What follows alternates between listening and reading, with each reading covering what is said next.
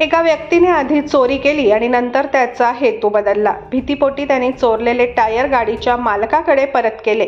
प्रकरण हरियाणातील कर्नालचं आहे। कर्नालमध्ये याआधीही वेगवेगळ्या प्रकारे चोरीच्या अनेक घटना समोर आलेल्या आहेत आणि आता पुन्हा एकदा चोरीची अजब घटना समोर आली आहे।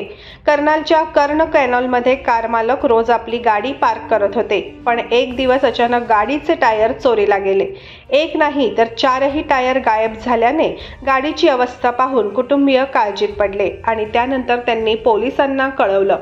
पण संध्याकाळपर्यंत कुटुंबासाठी एक आनंदाची बातमी आली। त्याच ठिकाणी संध्याकाळी एक ऑटो आली आणि त्यात कारचे टायर होते। ऑटो मालकाने टायर दिले आणि सांगितले की घारुंडा येथील कोणीतरी ऑटो बुक करून मला इकडे पाठवला आहे। त्याचा नंबर घेऊन त्या व्यक्तीशी हे कुटुंबीय बोलले असता त्याने सांगितले की माझी गाडी टायर चोरीमध्ये वापरली गेली असून टायर माझ्या गाडीत होते। मी चोरीत सहभागी झालो नाही, पण तुमचे टायर परत पाठवत आहे। यानंतर ज्या व्यक्तीच्या गाडीचे टायर चोरीला गेले त्या व्यक्तीने पुन्हा पोलिसांना कळवलं आणि या प्रकरणाचा अधिक तपास करता यावा म्हणून पोलिसांनी त्याला पोलीस ठाण्यात बोलावलं।